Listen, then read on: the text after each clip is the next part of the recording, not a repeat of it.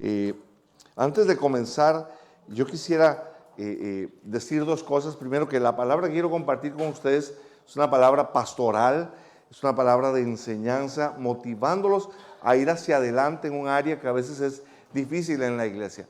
Pero otra cosa es que recuerdo las palabras de Jeremías, en una de esas experiencias que Jeremías tuvo hablando sobre la palabra de Dios. Le dice a Jeremías a Dios en una de esas oraciones maravillosas: fueron halladas tus palabras y yo las comí. Y tu palabra me fue por gozo y alegría, porque tu nombre se invocó sobre mí. Pero me encanta esa primera frase, esa oración. Jeremías es como diciendo: Señor, escuché tu palabra, o Señor, leí tu palabra, y fue como una cena, como una comida. Yo las puse en mi boca, las puse en mi corazón, las digerí, y tu palabra, aquella experiencia de oírte, aquella palabra, aquella experiencia de conocerte a través de lo que estaba oyendo, me llenó de gozo. Tus palabras fueron un gozo para mí. Y yo he orado para que hoy, para que lo que aprendamos hoy traiga gozo y no peso sobre nuestras vidas. Gozo y no peso. Y no solo con esto, sino cada vez que escuchemos la palabra de Dios, digamos como Jeremías: fueron halladas tus palabras y yo las comí, y tu palabra me fue por gozo y alegría. Por gozo y alegría. ¿Saben ustedes?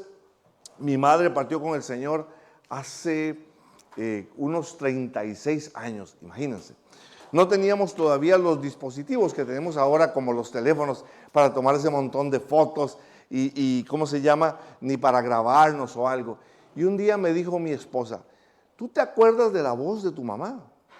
Y yo le dije: no, ya no me acuerdo. Me acuerdo de su cara, por supuesto, tengo algunas fotos. Sueño con ella, he soñado con ella. Cada vez que sueño, corro a darle un beso y un abrazo, ¿verdad? En el momentito que aprovecho para hacerlo. Pero ya no recuerdo su voz, ya no recuerdo su voz. Han pasado los años y perdí el tono de su voz. No nos puede pasar lo mismo con Dios. Su voz es eterna, nunca cesa, siempre nos habla, es como un eco. Hoy podemos decirle al Señor: abre mi corazón, abre mis oídos. Yo quiero escuchar tu voz. Como decía un canto: yo quiero escucharte hablar, y que tu palabra me sea por gozo y por alegría. Permíteme orar. Padre, te bendecimos. Bendigo a la comunidad cristiana Olion, a esta iglesia donde está tu presencia, Señor, y donde tú te mueves y los has escogido para plantarles en este lugar, Señor, para que sean luz en esta ciudad, luz en cada lugar donde ellos viven, para que sean sal, Señor, para que hagan una diferencia. Y Señor, quizás cada uno de nosotros nos sintamos muy poco, o quizás sintamos que no tenemos el poder. Y qué bueno, Señor, porque así dependeremos de ti, de tu presencia, de tu llenura, para que tú brilles a través de tu pueblo en todo lugar. Y uses nuestras palabras, uses nuestro servicio, uses nuestro testimonio, uses nuestro amor a otros, para decirles a otros, Señor, acerca de ti. Que tú les amas, Señor, y que tú tienes un plan maravilloso para sus vidas. Toma este tiempo, bendigo al pastor Juanjo allá en Espartinas. Gracias por la iglesia que allá se reúne, y cada iglesia en todo lugar que hoy levanta tu nombre. En el nombre de Jesús, amén. Amén. Una de las cosas que yo quiero animarlos hoy como iglesia es a dar. Y tal vez alguno dirá: por eso Juanjo lo invitó a predicar, ¿verdad? No. Hoy yo quiero animarlos, iglesia, a dar, a dar. Y yo quisiera hablar hoy sobre 5 mitos sobre una vida bendecida. 5 mitos sobre una vida bendecida. Una de las cosas que usted sabe es que cuando nosotros venimos a Cristo, nosotros recibimos bendición.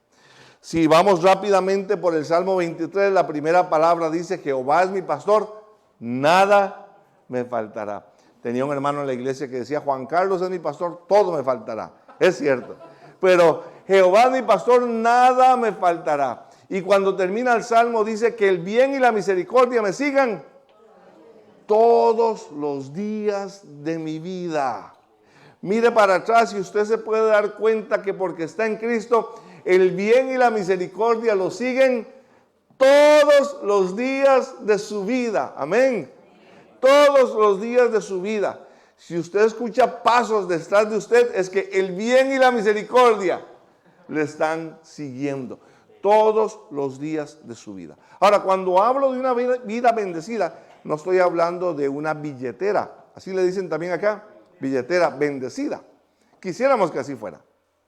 Dios no es un banco, ¿verdad? Cuando hablo de bendición, hablo de que Él nos da cosas buenas en cada una, que afectan cada una de las áreas de nuestra vida.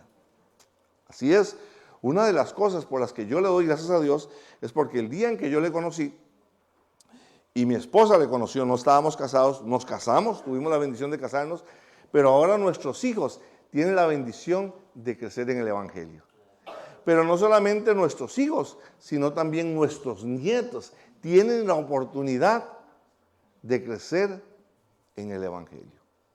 Maravillosa bendición, Señor. Maravillosa bendición que en el momento en que le conocí, quiero decirles que he sido, ¿cómo se llama? Espiritual y físicamente muy cabezón. Y entonces, Dios ha ido tratando conmigo con paciencia, me ha ido enseñando a tomar buenas decisiones basadas en su palabra. Y esas decisiones son como semillas que se plantan. ¿Recuerdan ustedes cuando la Biblia dice que todo lo que sembramos, ¿qué dice? Cosechamos. Y eso no se refiere solamente a algo malo o algo negativo. Si yo cosecho o tomo una mala decisión, voy a cosechar una mala consecuencia. Pero si yo siembro una buena semilla, si yo tomo una decisión, la mayoría de las veces va a resultar en una buena consecuencia. Y digo la mayoría de las veces porque somos tan humanos y trabajamos y vivimos con humanos. Pero Dios nos ha bendecido en cada una de estas cosas. Sin embargo, siempre tenemos a nuestro enemigo, el diablo, que quiere llenar nuestras cabezas de mentiras, hacernos creer a nosotros que Dios nos dice la verdad, que no podemos confiar en Dios, que Dios nos falla, que en muchas situaciones Dios nos deja solos. Dios nos deja solos. Y no es cierto. No es cierto. Yo quiero decirte que la predicación de hoy no es que yo quiera motivarlos para decirles que hay que dar más para ser bendecidos más. No, no. Lo que les estoy diciendo es que la bendición es una recompensa de estar en Cristo y caminar con Dios. La bendición es una recompensa. No nuestra motivación para dar. No nuestra motivación para dar. Así es que yo quisiera hablar de estos 5 mitos y póngame mucha atención, por favor, porque el primer mito es creer que mi dinero es mi dinero. Mi dinero es mi dinero. Y yo creo que cada uno de nosotros hemos pensado en esto en alguna época de nuestra vida. Esto es mío. Esto es mío. A ver, papás, mamás, ¿recuerdan la primera vez que nuestros niños jugando dijeron mío? Y nos asombramos y dijeron, ¿dónde aprendieron esto? No van a la escuela, tal vez nosotros lo pensamos pero no lo decimos, pero de un pronto a otro jugando dijeron, mío, mío. Ese egoísmo simplemente brotó de su corazón y nosotros sabemos de dónde viene, ¿verdad? Somos por naturaleza pecadores y desde muy temprana edad lo damos a conocer. Realmente cuando nuestros niños empiezan a pelear y dicen esto es mío y esto es mío, deberíamos decirlo. La verdad, ¿sabes qué? Yo fui el que lo compré, yo fui el que pagué por ello, o sea que técnicamente es mío. Y si sigues peleando te lo voy a quitar. No te pertenece a ti, me pertenece a mí. Porque tenemos que enseñarles a no ser egoístas. Pero déjenme decirles algo que quizás muchas veces sucede. Cuando nosotros creemos y pensamos y decimos esto es mío, quizás podamos imaginarnos a Dios allá arriba diciendo, no. Eso de verdad es mío. Porque suyas son toda la plata y todo el oro. Él es el Señor. Todo le pertenece a Él. Todo le pertenece a Él. Como creyentes podemos aprender en la palabra este principio importante.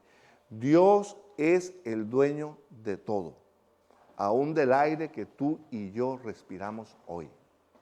Dios es el dueño de todo.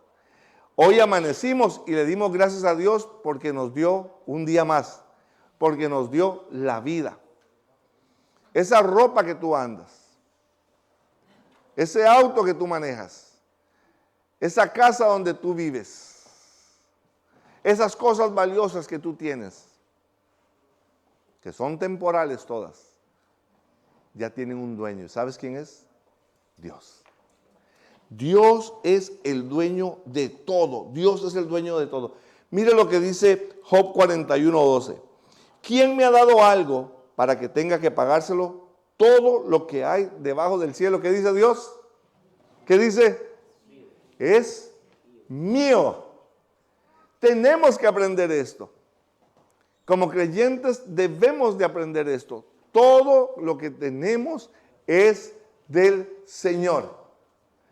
Todo lo que poseemos es del Señor. Podemos pensar, bueno, pero es que yo trabajé por ese dinero.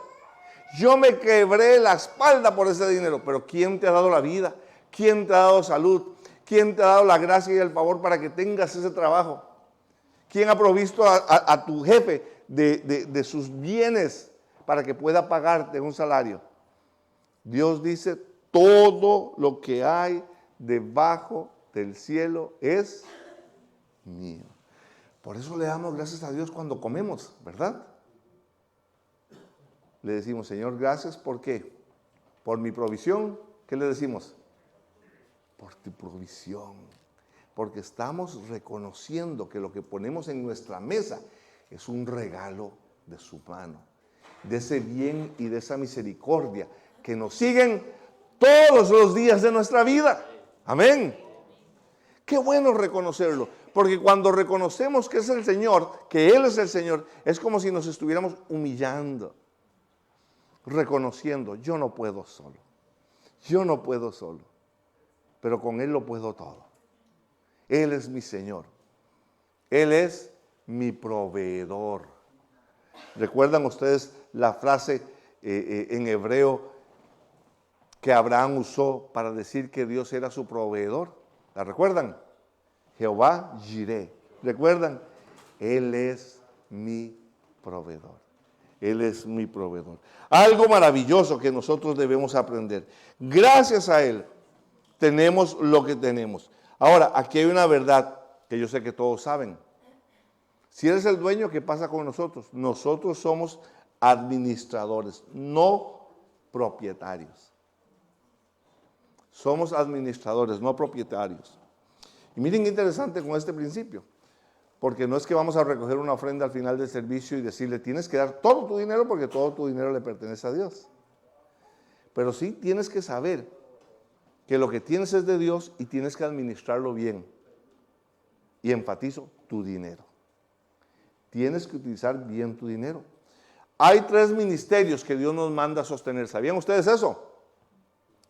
El primer ministerio que Dios nos manda a sostener, ¿saben cuál es? La familia.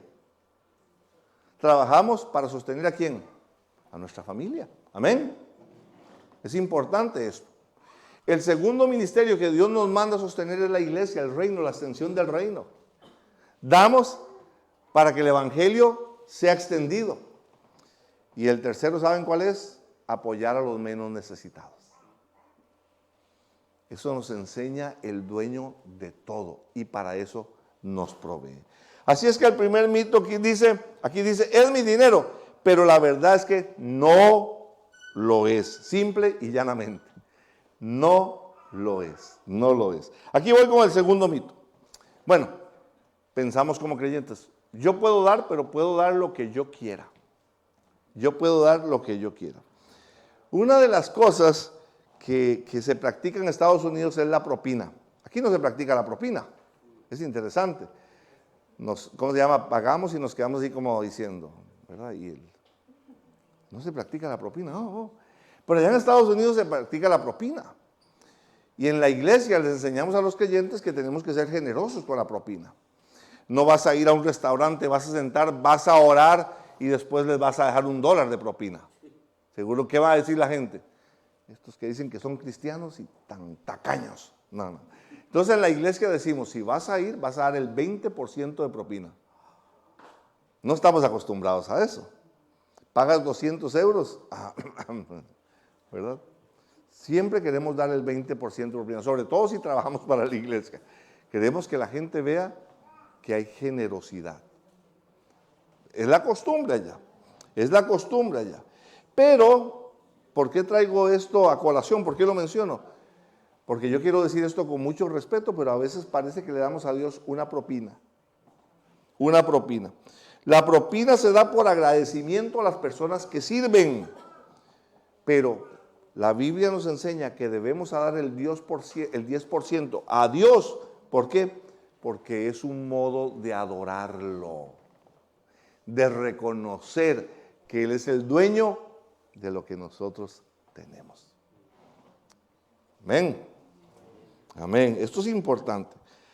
Un pasaje que siempre usamos los pastores para hablar sobre el diezmo, ¿cuál es? Malaquías 3:10.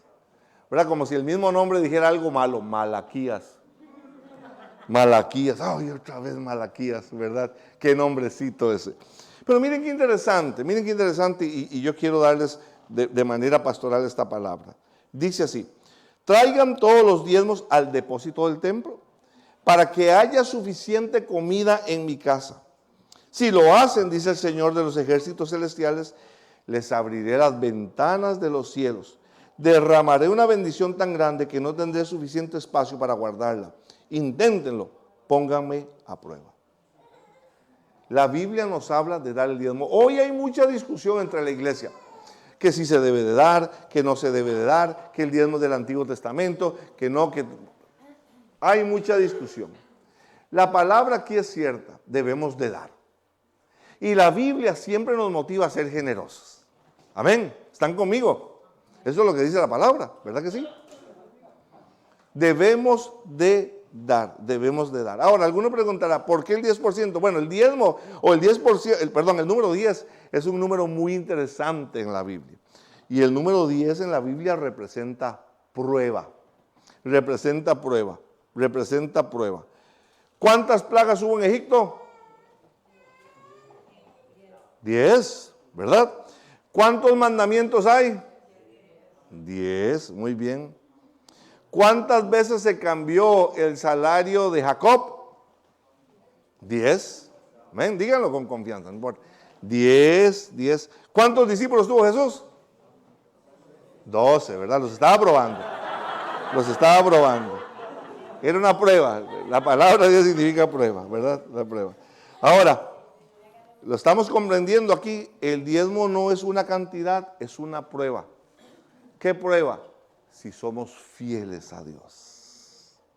Si somos fieles a Dios. Si somos fieles a Dios. Si realmente le honramos con lo que tenemos. Honra a Jehová con todos tus bienes. Cuando hablamos de dar, queremos hacer que el espacio sea más amplio todavía. Hablamos de dar de nuestro tiempo sirviendo. Hablamos de dar nuestros dones y talentos. Hablamos de apoyar con nuestros recursos. Inclusive hay algunos de ustedes que van un paso más allá y hasta abren sus casas para bendecir a otros. Damos y damos y damos y no nos cansamos de dar. Y qué bendición es dar, porque todo lo que sembramos, cosechamos, recogemos. Dar y dar y dar. Papás, yo los motivo, ahora que hablamos de dar. Abuelos, ¿cuántos abuelos hay aquí? Abuelos, yo los motivo. Hay que dar, hay que dar. Dar abrazos a nuestros nietos y a nuestros hijos. Dar palabras de ánimo, palabras de bendición. Amén. Debemos de dar, debemos de dar. Si tu hijo está aquí, seguro te va a dar un codazo. ¿Oíste, papá, que hay que dar? Sí, también hay que dar. Debemos de dar siempre, dar constantemente. Ya saben que tengo 8 nietos. 8 nietos, imagínense, tengo 4 hijos varones ya todos casados, 8 nietos. Y me encanta darles. Le comentaba ayer con alguien de que los 2 momentos más alegres de nuestras vidas es cuando llegan a la casa y cuando se van. Ya quedamos así como, ay, qué dicha, ya se fueron para sus casas. Ya podemos descansar un ratito. Ahora, la Biblia nos dice que debemos traer nuestro diezmo a la casa. a la casa de Dios, ¿verdad?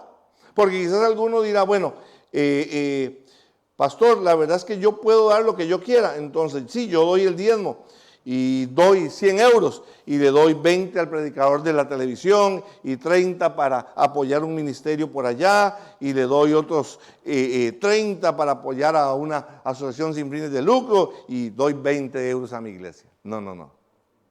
La Biblia dice, traigan el diezmo, ¿a dónde? A la casa, a la casa, a la casa. Porque cuando nosotros escogemos qué hacer con nuestro diezmo, ¿qué estamos diciendo? Que todavía tenemos control sobre nuestro dinero. Pero eso le pertenece ¿a quién? Al Señor. Nuestro diezmo le pertenece al Señor. Nuestro diezmo le pertenece al Señor. Ahora, yo soy de Costa Rica. Yo tengo 23 años de vivir en Dallas, en Texas, pero yo soy de Costa Rica. Yo soy de Costa Rica. Y ustedes saben que ustedes españoles, ¿cómo se llama? Han dejado herencia en Costa Rica, ¿verdad? Ustedes lo saben. El apellido de mi madre era catalán, no sé de dónde era el de mi padre, pero imagínense. Entonces ya ustedes saben que ustedes nos han heredado muchísimas cosas, muy buenas y excelentes. Los puse a prueba, ¿verdad? También. Creyeron que iba a decir otra cosa. En Costa Rica no tenemos la cultura de dar. Llegábamos a la iglesia tradicional, y la palabra que se usaba era limosna. ¿Recuerdan esto? ¿Verdad? En Estados Unidos es diferente. La gente tiene la cultura de dar. No digo de todos, pero se tiene la cultura de dar y hay generosidad a la hora de dar. Entonces, cuando nosotros venimos a la iglesia, tenemos que aprender, tenemos que ser enseñados. Y qué bueno con esto. Y una de las cosas que escuchamos allá en los Estados Unidos es, bueno, yo no doy porque muchas iglesias abusan del dinero que se da. Y es cierto, así pasa. Lo hemos visto a pastores enriquecerse, ¿verdad? Hemos visto a televangelistas comprándose jets, Lamborghinis, ¿verdad? Casas que valen millones de dólares. Y ha sido una decepción realmente para el pueblo cristiano y un mal testimonio para el mundo. Sin embargo, debemos recordar esto. Cuando nosotros damos, somos nosotros responsables delante de Dios por lo que nosotros damos. A quienes se lo damos son responsables delante de Dios por el manejo que hagan con lo que damos. Ahora, siempre es bueno que como iglesia confiemos en el pastor y tengamos personas que lo rodeen y se den cuenta de las finanzas. Pero esto es importante. Yo no doy lo que yo quiero. Yo doy lo que Dios me pide que dé. Así es que quizás tú dices, pero yo no puedo diezmar, pastor. Empiece a dar. Empiece a dar el 2%, el 3%, el 4%. Y recuerde la promesa que dice Dios aquí en Malaquías. Si tú das, te voy a abrir las ventanas de los cielos. Y la frase allí no es una ventana como esta, sino las esclusas de los cielos. Y derramaré sobre ti bendición hasta que sobreabunde. Y es el único pasaje en la Biblia donde Dios dice, pruébenme, pónganme a prueba. Entonces dígale al Señor, te voy a poner a prueba. Te voy a poner a prueba. Así es que este mito dice, puedo dar lo que quiero, pero la verdad es que debes dar lo que Dios quiere. Voy adelante, el mito 3. La iglesia solo quiere mi dinero. ¿Han escuchado esto? La iglesia solo quiere mi dinero. Sí. Vengo de una iglesia donde por la gracia de Dios no se le tuerce a uno el brazo para dar. Y a nadie vamos a torcerle el brazo para dar. Pero yo quiero decirle que este no es un mito completamente. Porque te queremos a ti, pero también queremos que nos apoyes con tus recursos. Qué honesto, ¿verdad? Sí, queremos que tú también apoyes. No está el pastor Juanjo, entonces voy a decirles algo aquí entre pastores.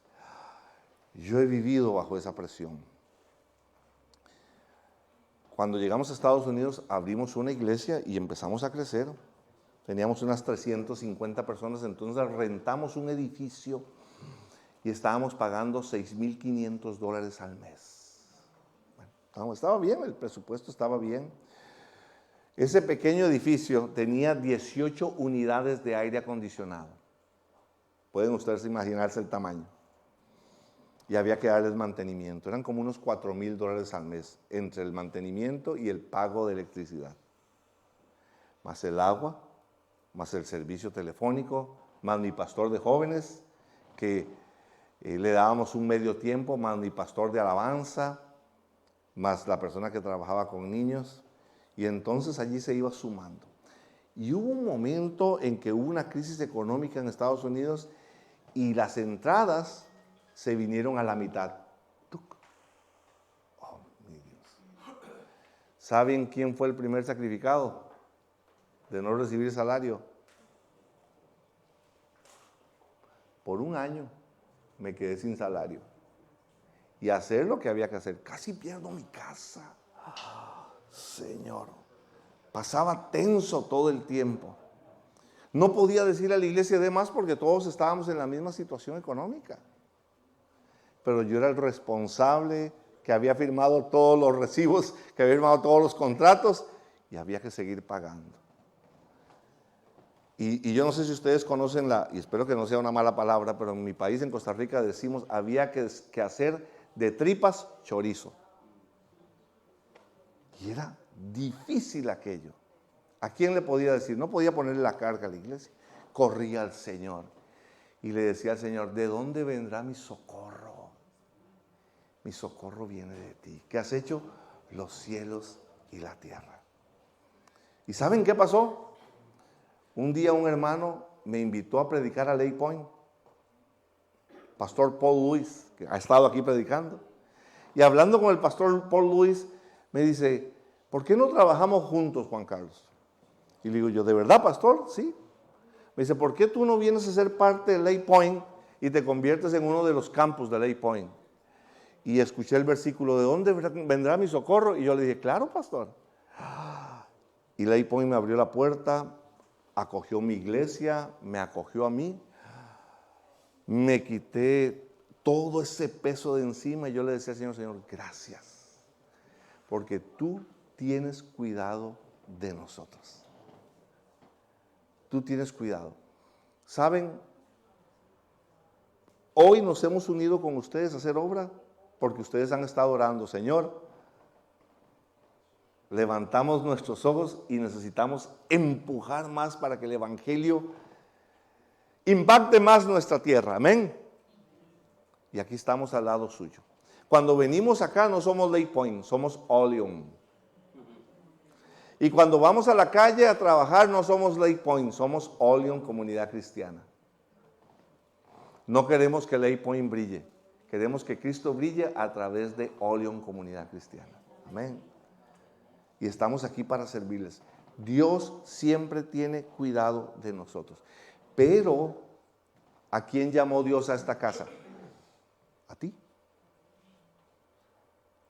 Y entonces, te queremos a ti, pero también queremos animarte a que hagas un esfuerzo y apoyes con tus recursos.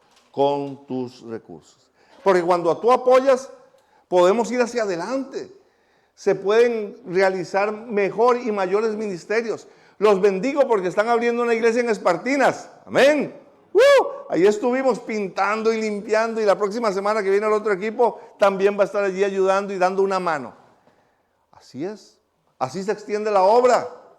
Así se extiende la obra. ¿Necesita Dios nuestras finanzas? No. ¿Le hará falta algo a Dios? No. Pero quiere que nosotros seamos parte. Dios quiere que seamos parte. Y esto me lleva al mito 4, perdón. Que dice, perdón, aquí estoy. La iglesia no solo quiere mi dinero, no es un mito, lo hacemos, pero esto me lleva a lo otro que dice, quizás lo que yo doy no va a ser una gran diferencia, pero tú vas a ser diferente. Porque Dios va a trabajar en tu vida. Dios va a trabajar en tu vida. Dios va a trabajar en ti. Dios va a bendecirte a ti. Él te invita a ti a dar para que tú puedas experimentar sus bendiciones y puedas ser parte de algo que es eterno. Olion, quizás tú no lo vas a saber, pero todas las personas en Espartinas que van a conocer del Señor son parte del fruto de la semilla que tú has invertido. Amén. Algo maravilloso. Voy con el mito 4, ¿verdad que sí? Eso. Pero es que yo doy muy poquito, eso no hará la diferencia. Tú serás diferente. Tú serás diferente. Tú serás diferente. Ya pasé por el mito 4, sí, ¿verdad? Sí. Ahora voy por el 5, estoy muy enredado aquí. Ya me dio hambre y todo, imagínense. Si doy más, tendré menos. Claro, así es, ¿verdad? Cuando damos más, ¿qué pasa? Tenemos menos. Así es, para todos, para todos. Tengo 100%, doy el 10%, solo me queda el 90% para gastar. Así es la matemática humana. ¿Cierto? Así es. Esa es la matemática humana. Pero las matemáticas de Dios son diferentes a las nuestras. Y déjenme darles algunos ejemplos. Tengo aquí algunas fórmulas interesantes. 5 más 2, 5,000 en la matemática divina. 5 más 2, 5,000. ¿Recuerdan? 5 panes más 2 peces. ¿Cuánta gente se alimentó? 5,000 personas. Le dijo Andrés, Señor, aquí hay un jovencito con 5 panes y 2 peces, pero ¿qué es esto para tan grande multitud? Jesús dijo, suficiente. Tráemelos. Es suficiente. 5 más 2, 5,000. Para Dios, 1 es igual a 1,000 y 2 sería igual a ¿qué? A 10,000. La palabra de Dios dice que un hombre va a enfrentar a 1,000 y 2 hombres van a enfrentar a 10,000. Delante de un hombre van a huir 1,000 y delante de 2 huirán 10,000. La matemática de Dios es diferente. La matemática de Dios es diferente. Ahora, aquí hay algo muy interesante. Algo muy interesante. La matemática dice que 1 a la milimésima potencia, hay que buscar esto en Google, no crean que soy un matemático, es igual a 1. Por ejemplo, 1 por 1 por 1 por 1 por 1,000 veces 1 sigue siendo 1. Pero para Dios 1 es igual a 1,000. Porque la Biblia dice, ¿qué dice la Biblia? Que un día para Dios son como 1,000 y 1,000 años como un día. La matemática de Dios es diferente. Y tenemos que dejar de ver el dinero desde la perspectiva de la matemática humana. ¿Por qué? Porque aunque tu 90% es menor que el 100%, Dios va a bendecir más tu 90% que si te dejas el 100%. ¿Podremos creerle eso a Dios? ¿Podríamos creer eso a Dios? ¿Podríamos creerlo, mis hermanos, podríamos creerlo. Esto es algo maravilloso. Déjenme terminar aquí con 2 historias importantes con esto, porque este mito dice, si doy más tendré menos, pero cuando menos das, más te pierdes. En la Biblia, en el libro del Éxodo, hay un pasaje maravilloso. Se iba a construir el tabernáculo, ¿recuerdan? Y entonces, ¿qué hace Moisés? Le pide al pueblo una ofrenda. ¿Recuerdan ustedes las ofrendas? Había que traer telas, había que traer joyas, había que traer piedras preciosas. Era todo lo que el pueblo había recibido de los egipcios cuando salieron de esa nación. Y el pueblo empieza a traer, y a traer, y a traer, y a traer. Y cuando Moisés habla con los que están a cargo de la obra, llega un momento en que le dicen, Moisés, oigan, dile al pueblo que deje de traer porque hay demasiado. ¿Oyeron? Díganle al pueblo que ya no traiga más porque hay demasiado. Esa es una noticia que deberíamos oír aquí en Oleón. Amén. Y tú dices, pero si vamos a dar más, me voy a quedar con menos. No. Dios nos gana dando. Dice la Biblia que si Dios dio a su Hijo, ¿cómo no nos va a dar juntamente con Él todas las cosas? Amén. Ahora, déjenme terminar con un pasaje. ¿Todos recuerdan lo que dice Romanos 12, 1 y 2? ¿Recuerdan? Os ruego, hermanos, por la misericordia de Dios, por lo bueno que ha sido Dios, que presenten sus cuerpos como un sacrificio vivo, santo y agradable a Él, que es vuestro culto de adoración, nuestro culto racional. Miren qué interesante, para terminar aquí. Cuando hablamos de dar, el sacrificio más grande no está en que tú saques un billete o que tú traigas tu diezmo. No. Ese no es el sacrificio más grande. Cuando hablamos de vivir para Dios, el sacrificio más grande no es que tú dejes algo que a Dios no le agrada. No, ese no es el sacrificio más grande. El sacrificio más grande es que tú te subas al altar y decidas vivir 100% para Dios. El sacrificio no es dejar. El sacrificio es decirle a Dios, voy a vivir 100% para ti. Ese es el sacrificio más grande. Porque cuando yo le digo a Dios que quiero vivir 100% para Él, de una manera viva, santa y agradable, todo lo que soy, todo lo que tengo, todo lo que hago, le pertenece ¿a quién? Le pertenece al Señor. Yo quiero animarte hoy. Yo quiero motivarte hoy a cambiar el pensamiento y decirle al Señor, Señor, si yo soy tuyo, todo lo que yo tengo te pertenece. Quizás la próxima vez que vas a dar tengas que decirle al Señor, Señor, ¿cuánto quieres que dé? Y si se pasa de la suma, algunos van a empezar a reprender. No, ese no eres tú, Señor. Te reprendo, Satanás, te reprendo. Es demasiado. Damos responsablemente. Pero ya todo lo que somos y todo lo que tenemos le pertenece a Él. Póngase.